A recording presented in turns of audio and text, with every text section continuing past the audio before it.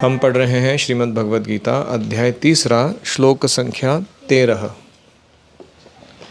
यज्ञशिष्टाशिनः सन्तो मुच्यन्ते सर्वकिल्बिषैः भुञ्जते ते त्वघं पापा ये पचन्ति आत्मकारणात्। यज्ञशिष्टा अशिनः सन्तः, यज्ञ के अवशिष्ट को मतलब बचे हुए भाग को ग्रहण करने वाले साधु सर्व किल्बिषैः मुच्यन्ते, सभी पापों से मुक्त हो जाते हैं। ये तु किंतु जो आत्म कारणात् पचन्ति, केवल अपने लिए पाक करते हैं मतलब खाना पकाते हैं। ते पापाः, वे दुराचारी। अघम भुंजते, पाप ही को खाते हैं। अनुवाद: यज्ञ के अवशिष्ट को ग्रहण करने वाले साधु सभी पापों से मुक्त हो जाते हैं, किंतु जो केवल अपने लिए ही अन्न आदि पकाते हैं वे दुराचारी पाप को ही खाते हैं। अन्न नहीं खाते, किसको खाते हैं? पाप खाते हैं। हरि ओम सहना भवतु सहनौ भुनक्तु सह वीर्यं करवावहै तेजस्विनावधीतमस्तु मा विद्विषावहै। ओम शांति शांति शांतिः। ओम अज्ञानतिमिरान्धस्य ज्ञानाञ्जनशलाकया चक्षुरुन्मीलितं येन तस्मै श्रीगुरवे नमः। जय श्री कृष्ण चैतन्य प्रभु नित्यानंद श्री अद्वैत गदाधर श्रीवासादि गौरभक्तवृंद। हरे कृष्णा कृष्णा कृष्णा हरे हरे, हरे राम राम राम हरे हरे।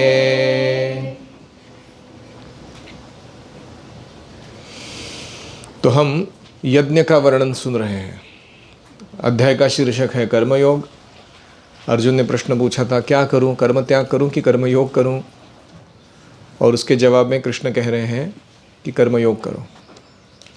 उसमें वो योग की सीढ़ी यानी चेतना के अलग अलग स्तरों को बता रहे हैं, और वो कहते हैं कि यज्ञ करने से क्या लाभ होते हैं।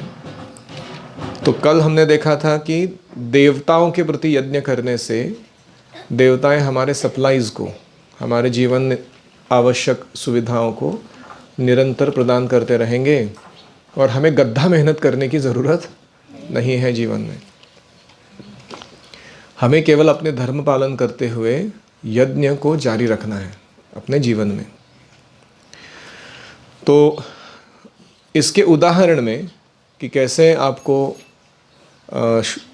यज्ञ करने से शुद्धता मिलेगी और यज्ञ न करने से पाप लगेगा, इसके उदाहरण के तौर पर भगवान यहाँ एक अन्न का, ईटिंग का एग्जाम्पल ले रहे हैं, अन्न ग्रहण करने का। वो कहते हैं कि यज्ञ शिष्ट अशिनः, अशिना मतलब ईटर्स, खाने वाले लोग। अश्नामी मतलब मैं खाता हूँ, अशिनः मतलब खाने वाला व्यक्ति। तो यज्ञ शिष्ट को खाने वाला, यानी आपने बहुत सारा भोग बनाया है, उसको भगवान को भोग चढ़ाते हो आप, और फिर उसको जो भगवान का अवशिष्ट है, उच्छिष्ट है, उसको ग्रहण करते हो, तो उसको क्या कहा गया है? यज्ञ शिष्ट अशिनः। संतः, ऐसे व्यक्ति को कहा गया है कि वो साधु है, संत है। मुच्यन्ते सर्व किल्बिषैः, उसकी सारे पापों से मुक्तता हो जाती है वो अन्न खा के। केवल प्रसाद लेने से क्या होता है?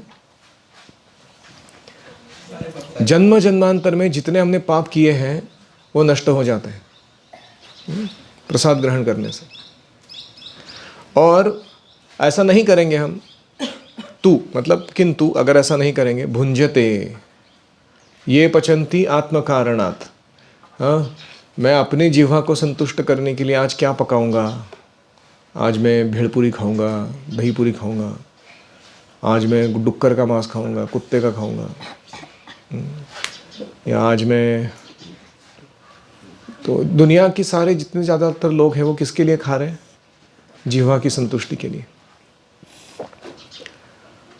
तो ऐसे लोग जो यज्ञ नहीं करते, यानी अपने अन्न का भोग नहीं चढ़ाते, भुंजते ते तु अघम, ऐसे लोग क्या खा रहे हैं? अन्न नहीं खा रहे, वो पाप खा रहे हैं। मतलब वो अन्न खाने से आगे जाकर उनके जीवन में दुख ही आने वाला है। तो खास करके गृहस्थों के लिए, ऑफ कोर्स हम अभी गृहस्थों के घर में रह के गुरुकुल में भाग ले रहे हैं, तो हमारे लिए भी ये 5 जो पाप है इससे बचना मुश्किल है। वसुसतो क्रतु दक्षौ कालकामौ धृतिः कुरु पुरुरवा माद्रवाश्च विश्वदेवा प्रकीर्तिता। तो विश्वदेव कौन कौन है? वसु, सत, क्रतु, दक्ष, काल, काम, धृति, कुरु, पुरुरवा, माद्रव एंड विश्वदेवा प्रकीर्तिता। ये विश्वदेव है, इनके प्रति यज्ञ करना, इसको कहते हैं वैश्वदेव यज्ञ। तो गृहस्थों के लिए खास करके ओखली, जाता, चूल्हा, जल से भरा कलश और झाड़ू, ये 5 स्थान जीव हत्या के स्थान हैं। ओखला मतलब उखड़ उखड़, टेस्लिंग करते हैं ना, कूटते हैं हम चीज़ों को, मिक्सर। तो कितने सारे जीव कभी कभी गलती से, या जो भी अन्न हम खा रहे हैं, वनस्पति तोड़ के लाए हैं, उसको कूट रहे हैं, पीस रहे हैं, उसका ये निकाल रहे हैं, जूस निकाल रहे हैं, तो हत्या कर रहे हैं कि नहीं कर रहे? ऐसे ही जाता मतलब जिसमें हम आटा बनाते हैं, तो वो भी हत्या का स्थान है। फिर चूल्हा, जैसे ही अग्नि प्रज्वलित करते हैं, बहुत सारे माइक्रोब्स जल के खाक हो जाते हैं हवा में उस अग्नि के कारण। और पेड़ की लकड़ी तोड़कर लाते हैं, उसको जला रहे हैं हम। या फिर जलपूर्ण कलश, जब पानी भरते हैं या पोर करते हैं कहीं किसी जगह पर, वहाँ पे भी छोटे छोटे सूक्ष्म जीव होते हैं, मर जाते हैं वो कार्य करते समय। और झाड़ू, हमको दिखाई नहीं देता कितने लोगों को मार रहे झाड़ू करते समय, लेकिन बहुत सारे जीवों की हत्या होती है उस समय। तो ये 5 क्या है? ये पंचसून कहा गया है इसको, 5 पाप के स्थान है ये। और कौन गृहस्थ है जो इनको किए बिना रह सकता है? कोई नहीं। क्या आप खुद भी रह सकते हो अपने माता पिता के घर में या गुरुकुल में भी? नहीं। तो इसलिए ये जो लोग भोजन पकाते समय ये कार्यों को करना ही पड़ता है, और इसलिए हमें पाप से लिप्त होना ही पड़ता है। कोई व्यक्ति इसको टाल नहीं सकता। कोई कहेगा ठीक है मैं खाना बंद कर देता हूँ, संभव नहीं। मैं होटल में जाके खाता हूँ, नहीं। तो उन्होंने वो पाप किया, तुमको लगेगा। या मैं भिक्षा मांग के जीऊँगा, फिर भी उन्होंने जब बनाया तो पाप किया था, तुमने उनसे भिक्षा प्राप्त की, तो इसलिए इससे बच नहीं सकता कोई। तो इसलिए पंचसूना कृतम पापम पंचयज्ञैर व्यपोहति। ये 5 प्रकार के जो यज्ञ हमने देखे थे, वो करने से ये 5 प्रकार के जो पाप होते हैं इनसे हम बच सकते हैं। और इसलिए कृष्ण कह रहे हैं कि यज्ञ शिष्ट अशिनः, इसलिए ये यज्ञ करने के बाद जो तुम्हारा अन्न आ रहा है तुम्हारे सामने, वो तुम ग्रहण करो, तो तुम्हारे पापों से मुक्तता होगी। आपने देखा है जैन लोग जो होते हैं, कुछ मुंह के ऊपर भी एक पट्टी लगाते हैं और अपने बटक के पीछे एक झाड़ू लटकाते हैं, ताकि जब चलते समय हमारे पैरों से, या कभी कभी सामने झाड़ू लगाते हुए जाते हैं, ताकि हम जब पैर डाल रहे हैं तो कोई इंसेक्ट ना मर जाए हमसे। वो अहिंसा के बड़े पुजारी होते हैं। लेकिन क्या सही में ऐसा हम डे टू डे जीवन में जी पाएंगे अभी इसके आगे? हमने मास्क लगा के देख लिया कोरोना के टाइम में, इतने फ्राइड हो गए थे लोग नाक को पकड़ पकड़ के। हाँ, तो इसलिए अभी व्यावहारिक क्या है, व्हाट इज़ प्रैक्टिकल? तो प्रैक्टिकल यही है कि जीवन ऐसे जिया जाए कि every act is an act of यज्ञ, सैक्रिफाइस। तो उससे क्या होगा, अपने आप इन पापों से हम बच जाएंगे। हम रोज़ सुबह तुलसी की परिक्रमा करते हैं, यानी कानी च पापानि ब्रह्म हत्यादि कानी च तानि तानि प्रणश्यन्ति प्रदक्षिण पदे पदे। पग पग पर उतने सारे पापों का नाश हो रहा है, जो हमने ब्रह्म हत्या तक भी कोई पाप किया रहेगा हमने, वो सारे पाप नष्ट हो रहे हैं। तो भक्ति की महिमा यही है कि क्योंकि हम भगवान के प्रति प्रेम व्यक्त कर रहे हैं, तो भगवान भी हमारे प्रति इतने उन्मुख हैं हमारे पापों से हमारा उद्धार करने के लिए, कि वो इतने छोटे से गति कार्य को इतना बड़ा रिवॉर्ड दे रहे हैं। ऐसे तो हमारे पापों से मुक्त हो पाना कितना मुश्किल होगा, लेकिन केवल पद पग पर प्रदक्षिणा करते करते अगर सारे पाप नष्ट हो गए तो क्या बात है। और इसीलिए हमें यज्ञ के अवशिष्ट को ही ग्रहण करना चाहिए। इन सरल words, make sure you never eat non prasadam. अपने लाइफ में कभी अनऑफर्ड फूड नहीं खाना। जो भी खाने मिल रहा है पहले उसको ऑफर करो। बहुत कभी विरला समय आता है जब वो ऑफर नहीं कर पाते हैं या बाहर के लोगों के हाथ का खाना पड़ता है। वो बहुत रेयर ओकेजन होना चाहिए, साल में एक बार वगैरह, नॉट अ रेगुलर अफेयर। तो हमारे लिए यज्ञ क्या है? हमारे लिए यज्ञ है श्रवणम कीर्तनम विष्णोः स्मरणम पाद सेवनम। ये हमारा यज्ञ है। भक्ति योगियों का यज्ञ क्या है? भगवान के बारे में श्रवण करना, कीर्तन करना, स्मरण करना, उनकी वंदना करना, उनकी सेवा करना। इससे हम सारे पापों से मुक्त हो जाते हैं।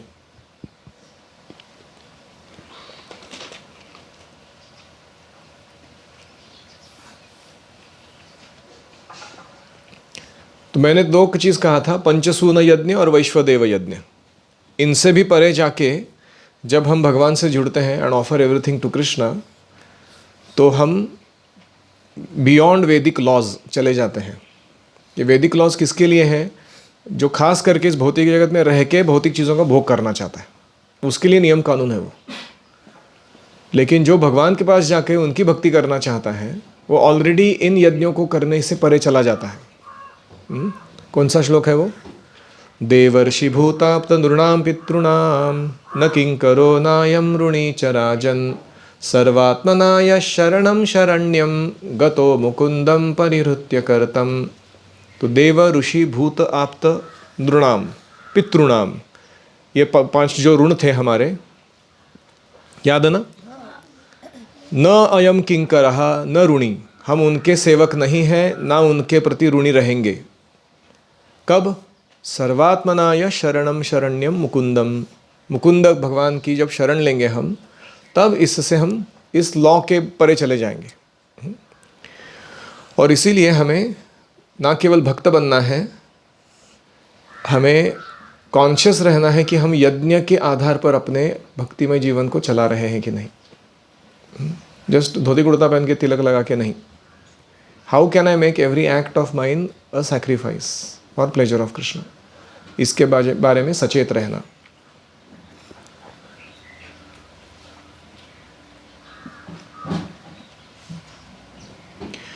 तो टेक्निकली अगर कोई दूसरा व्यक्ति इस श्लोक पर परपोर्ट देता था, तो वो वैदिक अनुष्ठानों का वर्णन जरूर करता था। जैसे मैंने अभी शुरुआत में एक इंट्रोडक्शन दिया आपको कि वैश्वदेव यज्ञ या पंचसून यज्ञ कैसे करते हैं, तो वो उतना ही परपोर्ट देके रुक जाता था वो व्यक्ति, क्योंकि वो वैदिक कल्चर जब था प्रिवेलेंट, सब जगह था, तब वो फॉलो करना आसान भी था।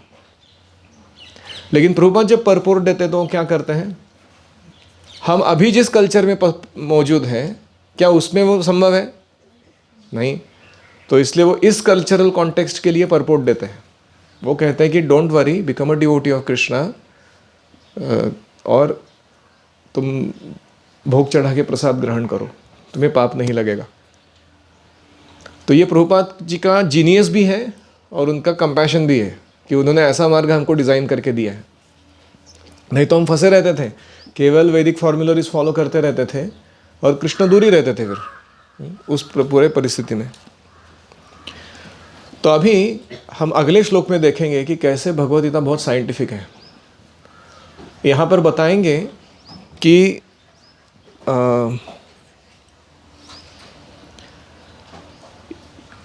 यज्ञ कैसे संभव है और यज्ञ करने से क्या क्या लाभ मिलते हैं। अन्नाद् भवन्ति भूतानि पर्जन्यादन्न संभवः यज्ञाद् भवति पर्जन्यो यज्ञ कर्म समुद्भवः। भूतानि सभी जीव अन्नाद् भवन्ति अन्न से उत्पन्न होते हैं। अन्न संभवः अन्न की उत्पत्ति पर्जन्यात् वर्षा से होती है। यज्ञात् पर्जन्यः भवति यज्ञ से वर्षा होती है। यज्ञः कर्म समुद्भवः यज्ञ कर्म से उत्पन्न होता है। अनुवाद, सभी जीव अन्न से उत्पन्न होते हैं। अन्न की उत्पत्ति वर्षा से होती है। यज्ञ करने से वर्षा होती है और यज्ञ कर्म से उत्पन्न होता है।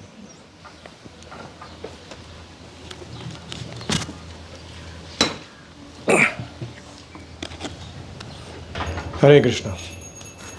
तो अभी हम देख रहे हैं एक बहुत ही साइंटिफिक प्रक्रिया। कृष्ण कहते हैं कि अन्न से जीव आते हैं, उत्पन्न होते हैं। ये कैसे होता है? तो हमारे अन्न, हम जो अन्न खाते हैं, ग्रेन्स, जो जीव होते हैं स्वर्गलोक इत्यादि में वास करने वाले, उनका जब पुण्य क्षीण होता है, मर्त्यलोके विशन्ति, है कि नहीं, तो ये पृथ्वी में वापस आते हैं। तो वो पर्जन्य के माध्यम से आते हैं। तो बारिश के माध्यम से वो सारे जीव ज़मीन पर आते हैं। फिर ज़मीन में वो प्लांट्स के अंदर न्यूट्रिएंट्स के रूप में चले जाते हैं। फिर वहाँ प्लांट्स से हम जब अन्न खाते हैं तो वह हमारे शरीर में आते हैं और हमारे रक्त से धीरे धीरे वीर्य बनता है, सीमन, हाँ, उसमें जाके बैठ जाते हैं। और फिर जब हम किसी विवाह के पश्चात हमारे पिताजी ने हमारे माता को जो इम्प्रेग्नेट किया, उसके बाद हम वहाँ से माता के गर्भ में चले जाते हैं। और फिर ऐसे करके अन्न से जीव प्रकट होते हैं। समझ रहे हैं सीक्वेंस? तो कोई कहेगा मैं मीट ईटर हूँ, तो ठीक है, तुमने वनस्पति नहीं खाई, लेकिन प्राणियों ने जिन्होंने वनस्पति खाई थी उनको तुमने खाया ना। तो बात तो वही हुई अल्टीमेटली। तो इसलिए अन्नाद् भवन्ति भूतानि। अभी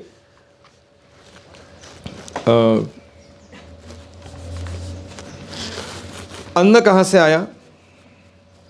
पर्जन्यात् अन्न संभवः, बारिश से अन्न आया, बराबर है ना।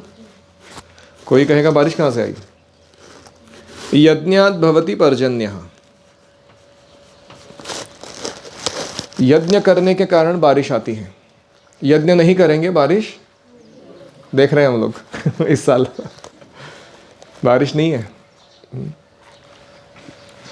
फिर कोई कहेगा ठीक है, यज्ञ कहाँ से आता है? कर्म समुद्भवः, हम अपने विहित कर्तव्यों को ठीक से करेंगे, उससे यज्ञ संपन्न होता है। आप ब्रह्मचारी हो, आपके दो कर्तव्य हैं, क्या? Study and service, that is your कर्म, ड्यूटी। तो ये ड्यूटी तुम फॉलो, यू बिकम ड्यूटीफुल, विहित कर्तव्य को ठीक से करो तो तुमसे यज्ञ संपन्न होगा। तो अपने आप बारिश आएगी अच्छी, और फिर अन्न आएगा उससे, और उससे जीवों का पोषण होगा, उत्पत्ति होगी। ठीक है। कोई कहेगा ठीक है, ये समझ में आ गया, लेकिन कर्म कहाँ से आता है? तो अगला श्लोक देखिए। कर्म ब्रह्मोद्भवं विद्धि ब्रह्म अक्षर समुद्भवं तस्मात् सर्वगतं ब्रह्म नित्यम यज्ञे प्रतिष्ठितम। तो कर्म किससे उत्पन्न होता है? ब्रह्म से।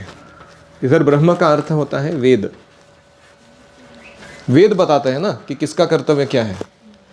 जैसे संविधान बताता है कि भारत में कौन कैसा रहना चाहिए, है कि नहीं? कॉन्स्टिट्यूशन बताता है ना भारत का। ऐसे ही पूरे विश्व का कॉन्स्टिट्यूशन क्या है? वेद। तो वेद बताते हैं कि किसका कर्तव्य क्या होना चाहिए। और ब्रह्म यानी वेद कहाँ से आते हैं? ब्रह्म अक्षर समुद्भवम। ब्रह्म आता है जो नष्ट न होने वाले अक्षर। ब्रह्मा अक्षर भगवान है, कृष्ण है, उनसे आता है। नारायण जो है भगवान, उनके ब्रीदिंग से वेद प्रकट होते हैं। तो इसलिए ब्रह्म अक्षर समुद्भवम। और इसीलिए जो अक्षर है ये 3 प्रकार का है ना, ब्रह्म, परमात्मा और भगवान, 3 फीचर है उसके। तो अभी तक भगवद गीता जो है ये इस फीचर की बात नहीं कर रही है, ये जनरल टर्म में बात कर रही है। तुम किसी के भी उपासक क्यों ना हो, ब्रह्म के उपासक हो, परमात्मा के हो, भगवान के हो, तुम ज्ञान योगी हो, अष्टांग योगी हो, भक्ति योगी हो, कोई भी हो, तुमको फॉलो करना है वेदों को, अपने कर्तव्यों को करते हुए यज्ञ संपन्न करना है। तुम्हारी सुविधा तुम्हारे पास आती रहेगी और जीवों का पोषण और उत्पत्ति होती रहेगी। तो ये अक्षर जो है यानी परम सत्य जो है वो 3 फीचर्स में है। लेकिन आगे कहते हैं भगवान की तस्मात् सर्वगतम ब्रह्म, ये जो परम सत्य भगवान है ये अपने ब्रह्मन फीचर में नित्यम यज्ञे प्रतिष्ठितम, ये यज्ञ के कार्यों में हमेशा स्थित रहते हैं। As soon as you do यज्ञ you experience the Lord there। क्योंकि यज्ञों में किसकी प्रतिष्ठा है, किसको स्थापित किया गया है? ब्रह्म को स्थापित किया गया है। तो तस्मात् सर्वगतम ब्रह्म नित्यम यज्ञे प्रतिष्ठितम। तो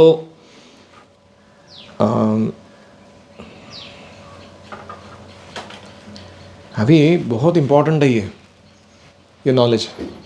ये जिस दिन हम समझ जाएंगे हमको वापस गद्दा मेहनत करने की ज़रूरत नहीं है। तो भगवद गीता भगवान से हमें जोड़ना तो चाहती है, लेकिन हम जिस जगत में रह रहे हैं और जिस कारण से रह रहे हैं भोग करने के, उसको एड्रेस करते हुए जोड़ रही है। वो कह रही है कि देखो तुमको ये सब चाहिए ना, तो तुम यज्ञ करो, और तुम यज्ञ करने से अपने विहित कर्तव्यों के द्वारा संपन्न करते हुए किससे जुड़ जाओगे? भगवान से जुड़ जाओगे। तो that is the route Bhagavad Gita is taking. तो अभी कोई कहेगा मेरे को अभी तक विश्वास नहीं आया प्रभु जी कि यज्ञ से पर्जन्य आता है, ऐसा कैसा? तो आपने सुना था परफॉर्मेटिव अटरेंस पिछले वाले क्लास में कि वेदोक्त मंत्र जो है वो मंत्रों का उच्चारण करने से इतना ही नहीं, जो यज्ञ की धुनी होती है उससे जो अग्नि और स्मोक यानी धुआं निकलता है वो बहुत शुद्ध होता है। उसका स्वभाव ऐसा होता है कि आहुति तुम जिस चेतना से डाल रहे हो यज्ञ के अंदर, उस तुम्हारे रिक्वायरमेंट को पूरा करने की क्षमता उस यज्ञ में होती है। और इसीलिए अगर कोई व्यक्ति अच्छे से यज्ञ करते हैं तो अपने आप उसके लिए, उसके इच्छा को पूरा करने के लिए जो भी संसाधन है वो यूनिवर्सली अरेंज होने लगते हैं, हालांकि वो व्यक्ति कहीं भी बैठ के क्यों ना कर रहा हो उस यज्ञ को। इसका मॉडर्न वर्जन मैंने बताया था आपको amazon.com कि तुम सैक्रिफाइस कर रहे हो किसी खोपचे में बैठ के डालिम गांव में, अपना पैसा भेज रहे हो ऑनलाइन, और तुम्हारे दरवाजे पे चल के क्या आ रहा है? मैट्स आ रही हैं, ग्लासेस आ रहे हैं, प्लेट्स आ रहे हैं, तुमको जो चाहिए, वॉशिंग मशीन आ रहा है, आ रहा है कि नहीं?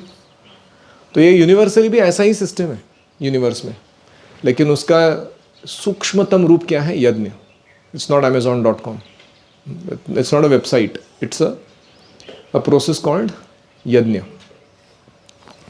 तो हम जब सैक्रिफाइस करते हैं यहाँ पर बैठ के, तो हमारे लिए ज़रूरी सारे संसाधन हमारे पास आ जाते हैं, ऐसे इसका अर्थ है। अभी समझ में आ रहा है यज्ञ करने से पर्जन्य क्यों आता है? Performative utterance. तो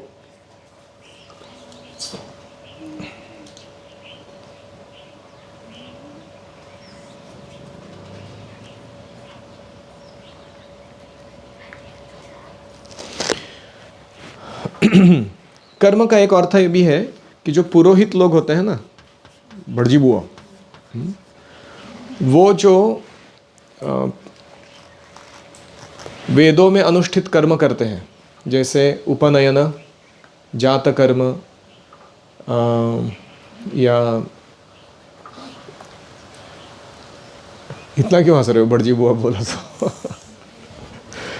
तो जो यज्ञ पुरोहित होते हैं उनको वो रिचुअल्स या फॉर्मुलरीज पता है वेदों में दिए गए कि कौन सा कर्म अनुष्ठान करने से, यहाँ कर्म का मतलब हुआ एक पूजा, एक यज्ञ जो संपन्न करने से हमें जो इच्छित चीज़ चाहिए वो प्राप्त होगी। जैसे उपनयन कर्म है कि नहीं? उसका क्या क्या प्रयोजन है उपनयन कर्म का? हमारा ज्ञानार्जन बढ़े, उसके लिए वो कर्म किया जा रहा है कि ये जो बच्चा है ये वेदों का फर्स्ट क्लास फॉलोअर बने, फर्स्ट क्लास स्टूडेंट बने, फर्स्ट क्लास प्रचारक बने, इसलिए हम उपनयन करते हैं। तो वो रिजल्ट उस कर्म से प्राप्त होता है। ऐसे ही जात कर्म करके है, बच्चा जब जन्म लेता है उसका संस्कार क्या है? जात कर्म। उसका प्रयोजन क्या है कि बच्चा जो पहले माता के गर्भ में रह रहा था, उधर का जीवन कुछ अलग ही था, वो ऐसा उल्टा लटका था वो, और 9 महीने तक उसने उल्टा सुल्टा चूस, मतलब बहुत तकलीफ में जीवन था वो। उसकी चेतना में बहुत सारे ट्रॉमा बैठे हुए, तो उसको अभी बाहर के जगत के साथ ओरिएंट होना है ना। नया जन्म मतलब बाहर आने के बाद का ये जो वातावरण है उसके साथ उसको चेतना को जोड़ना है। तो जात कर्म करने से क्या होता है, उसकी चेतना जो है वो गर्भ के अंदर से जो वातावरण था उससे मुड़कर गर्भ के बाहर का वातावरण जो है उसकी तरफ ओरिएंट की जाती है। तो इसके लिए उसको संस्कार कहते हैं उन कर्मों को। तो जो व्यक्ति ये पुरोहितों के कहने पर, आपके हर एक जो फैमिली होता है कल्चर्ड वैदिक फैमिली, उनका एक पुरोहित होता है। पुरोहित मतलब उनके कुटुंब के हित को सामने रखते हुए जो कार्य करता है, ऐसा व्यक्ति। जैसे गर्ग मुनि किसके पुरोहित थे? नंद महाराज के, और वसुदेव के भी, कृष्ण के भी। वशिष्ठ मुनि किसके पुरोहित थे? दशरथ महाराज, भगवान रामचंद्र, उनके। तो उनको कहते हैं पुरोहित। तो वो पुरोहित बताएंगे आपको कि अभी आपके जीवन में ये पड़ाव चल रहा है, ये फेनोमेनन आने वाला है, उसके लिए आपको ये करना चाहिए, और ये करने से फिर वो उसके लिए लगने वाला जो भी सुविधा है या समृद्धि है वो प्राप्त होगी। तो ये हुआ दूसरा अर्थ कर्म का। एक होता है duty, prescribe duty by the Vedas. दूसरा अर्थ है अनुष्ठान, कर्म जो वेदों में बताए गए हैं, जो पुरोहित हमारे लिए करवा देते हैं सही समय आने पर। ठीक है, तो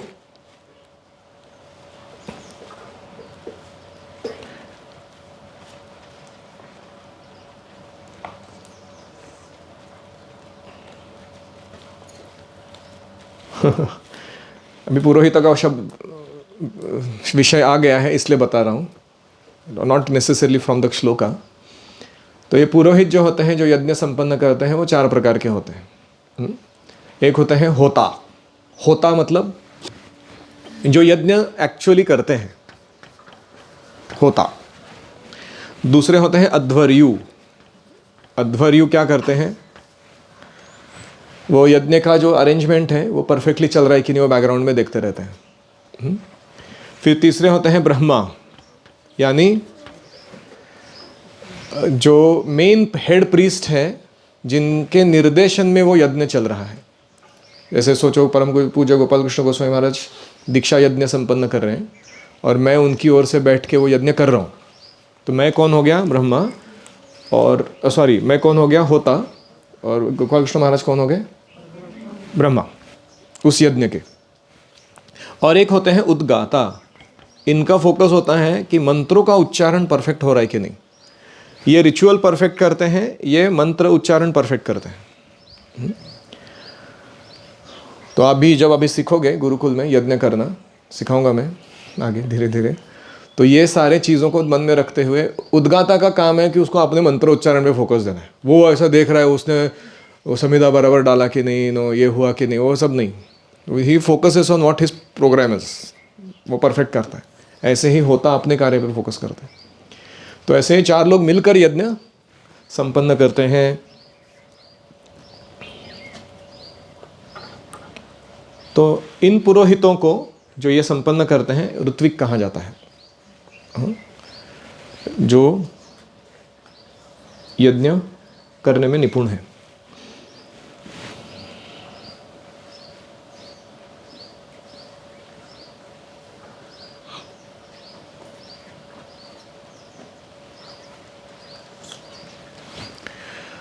अभी एक इंटरेस्टिंग पार्ट ये भी है कि यज्ञ जो यज्ञ कुंड में हम आहुति डालते हैं, वो मंत्रों का उच्चारण ठीक से करने पर और जो प्रोसेस है उसको ठीक से पालन करने पर सीधा उस देवता तक जाकर पहुंचती है जिसके लिए वो यज्ञ किया गया है।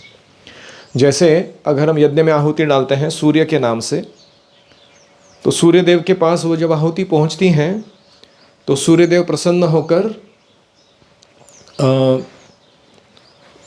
वर्षा से वायु, वायु से सारी जो सिस्टम है बारिश आने की, उससे पर्जन्य, और ऐसे करते हुए उस अन्न से प्रजा प्राणी और उनका भरण पोषण उत्पन्न होता है।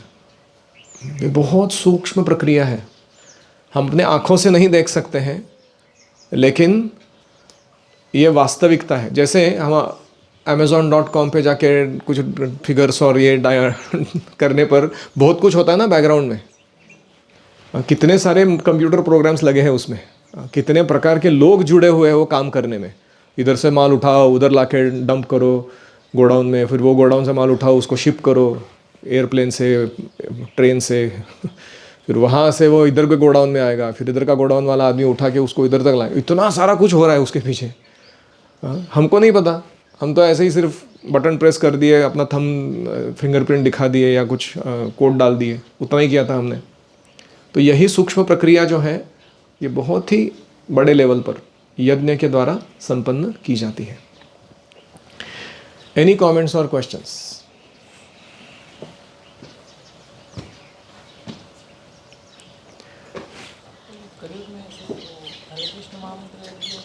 करेक्ट। कलयुग में उन यज्ञों को करना बहुत कठिन है।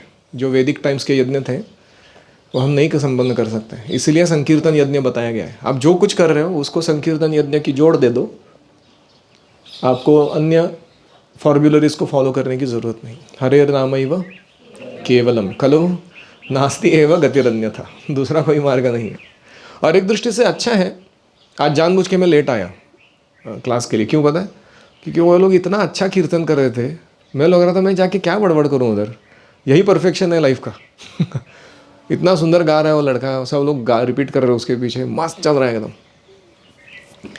तो what's the point? Better continue this, just by doing this संकीर्तन नाइसली एवरीथिंग विल कम अपने आप।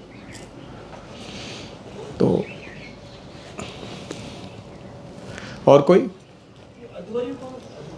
अध्वर्यु जो असिस्ट करते हैं बैकग्राउंड में, वो होता को, जैसे वो यज्ञ करने में बैठे हैं ना, वो आहुति डाल रहे हैं इत्यादि, तो अभी यज्ञ की फ्लेम्स जो है वो बराबर हो रही है कि नहीं, या उनको जो जल लग रहा है, सामग्री लग रही है, उसको लाके समय पर रखना सामने उनके कि अभी ये नेक्स्ट आइटम है, अभी वो नेक्स्ट आइटम है, तो उसको अध्वर्यु कहते हैं,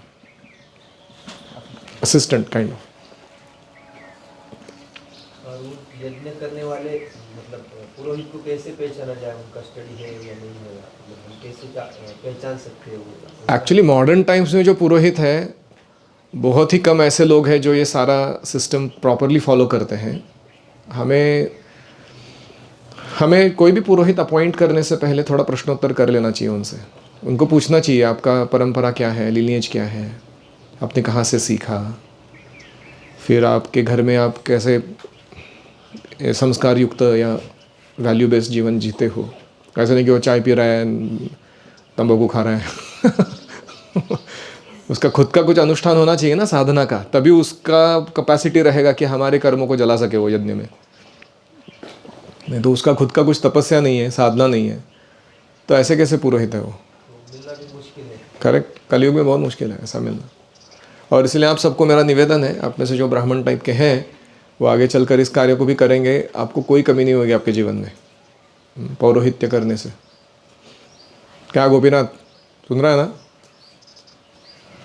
तो be careful, you are getting a lot but you have to access it nicely and become expert in it. वो बहुत ज़रूरी है। नहीं तो क्या है, मैं सिर्फ सिखाता जाऊँगा, आप इंटरेस्ट नहीं लोगे उस चीज़ में तो वो तो आपके लिए द्वार खुलने वाला नहीं है। आप अगर तपस्या करके मेहनत करके उसको सीखना नहीं चाहते तो it will remain a nice knowledge with you, कि क्लियरली पता है आपको क्या है चीज़, but you have to show active interest, then teacher will teach you. ये वैदिक कल्चर में ऐसा नहीं है, जिज्ञासा नहीं किया, प्रश्न नहीं पूछा तो जवाब नहीं मिलता है। आपको जिज्ञासा करने के लिए प्रॉम्प्ट किया जा सकता है कि तुम किस फील्ड में उतरना चाहते हो, उसका तुम कौशल्य प्राप्त करो, लेकिन तुम प्रश्न नहीं करोगे वो टीचर कुछ नहीं बोलने वाला। तुम वही करते रहोगे तुम अभी कर रहे हो, क्योंकि तुम्हारा हार्ट अभी तक रेडी नहीं हुआ है उसके लिए, वो कार्य करने के लिए एम्पावरमेंट नहीं आएगा तुमको। So don't think that the teacher is not giving something. The teacher is actually having a lot to give but you have to access it. तुम्हें उसको जाके टैप करना है उस व्यक्ति को।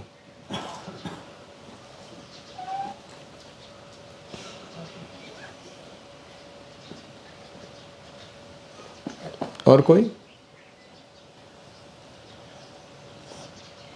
एक एग्जाम्पल ले सकते हैं हम, जैसे शिवाजी महाराज को जब राज्याभिषेक करना था तो यहाँ की कोई पुरोहित मिले नहीं उनको, उन्हें गागा भट्ट को लेके आए। तो उनको वाराणसी में स्थित जो गागा भट्ट है करेक्ट, बुलाना पड़ा। करेक्ट। तो शिवाजी महाराज ने भी चुना अपना पुरोहित प्रॉपरली, ऐसे किसी हेरे गरे को काम नहीं दिया राज्याभिषेक का। अयोध्या के लिए अभी उन्हीं के वंशज जो है वो अभी पुरोहित करना। करेक्ट। अभी जो अयोध्या में राम मंदिर खुलने वाला है वो इन्हीं के लीनिएज में आने वाले करने वाले हैं। एक होता है लीनिएज, मतलब शुक्र बर्थ जिसको कहते हैं, शुक्र जन्म। एक होता है श्रौत जन्म। श्रौत जन्म मतलब शिक्षा ग्रहण करते हुए आया हुआ व्यक्ति। जैसे मैं प्रभुपाद जी का बेटा नहीं हूँ स्वयं, या मेरे गुरु महाराज में प्रभुपाद जी के डायरेक्ट सन नहीं है, लेकिन हम उनके वंशज हैं। क्यों? श्रौत, सुनने से कनेक्शन है हमारा। शुक्र जन्म इतना महत्वपूर्ण नहीं है जितना श्रौत महत्वपूर्ण है। ठीक है? तो I hope everybody is inspired for going for upanayana and going ahead in life after hearing this. ना कि केवल ओके ठीक है यज्ञ हो गया, पर्जन्य हो गया, हरे कृष्णा, लेट्स हैव प्रसादम अन्नात् भवन्ति भूतानि practical application.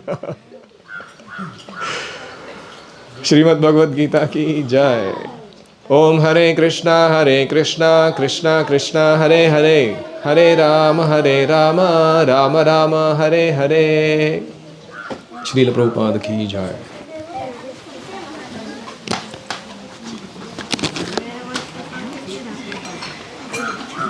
Can you make this white thing into a black thing?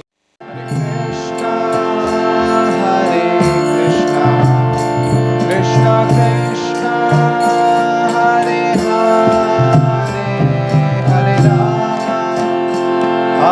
Rama